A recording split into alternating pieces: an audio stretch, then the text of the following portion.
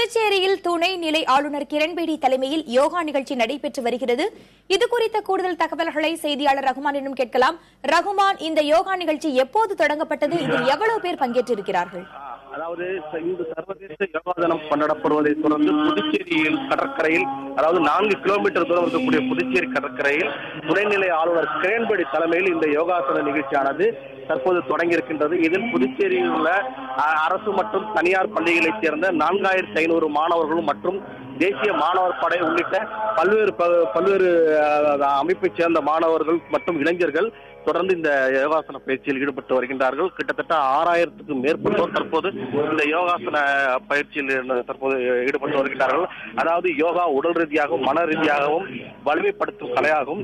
இந்தியாவின் மிக தொன்மையான தியானம் யோகா என்பது உலகறிந்த மிக பழமையான மன உடற்பயிற்சியாகும்.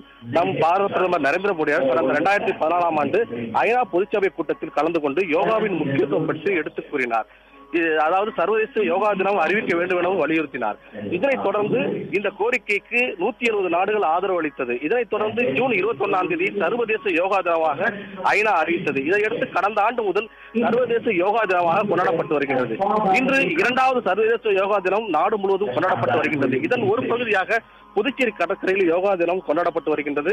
இதில் 34 பள்ளிகளைச் சேர்ந்த 4500 மாணவர்களும் மற்றும் தேசிய மாணவர் படையைச் சேர்ந்த மாணவர்கள் 500க்கும் மேற்பட்டோர் மற்றும் பல்வேறு இளைஞர் அமைப்பைச் சேர்ந்தவர்களும் இந்த யோகாசன பயிற்சியில் கலந்து கொண்டிருக்கின்றார்கள்.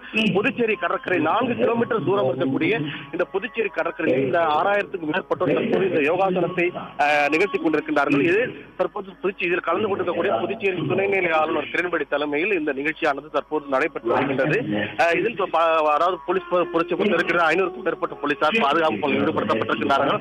அது மட்டுமல்லாமல் என்சிசி அதிகாரிகள் மற்றும் ராணுவத்துறை அதிகாரிகள் இதில் பங்கேற்றிருக்கிறார்கள். அனைத்து அரசு உயர் அதிகாரிகளும் இந்த நிகழ்ச்சியில் பங்கேற்றிருக்கிறார்கள். இந்த யோகாசன பயிற்சியில் குறிப்பாக வாமப் ஆசனா, தாம ஆசனா, ரிக்ஷா ஆசனா, பாதாசனா, பவத்ராசனா, முண்டக ஆசனா, திரிகோண ஆசனா, உஷ்டா, பஜ்ரா உள்ளிட்ட பல்வேறு ஆசனங்கள் தற்போது அவர்களுக்கு செய்து காட்டப்படுகின்றது. தொடர்ந்து இந்த நிகழ்ச்சியானது இந்த பகுதியில் தொடர்ந்து நடைபெற்று வருகின்றது. திவ்யா, இவர்கள் யாரெல்லாம் பங்கேற்றிருக்காங்க? அதாவது புதுச்சேரி துணைநிலை ஆளுநர் கிரண்பேடி மற்றும் அனைத்து அரசு துறை உயர் அதிகாரிகளும் இதில் பங்கேற்றிருக்கிறார்கள்.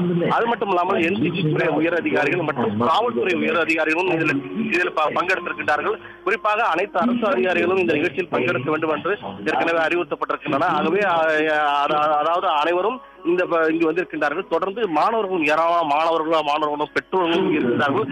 தொடர்ந்து இந்த கடற்கரை முழுவதுமே அதாவது 4 கிலோமீட்டர் தூரம் உள்ள இந்த நீண்ட கடற்கரையில் எங்கு பார்த்தாலும் ஒரே மலையாக இருக்கின்றது.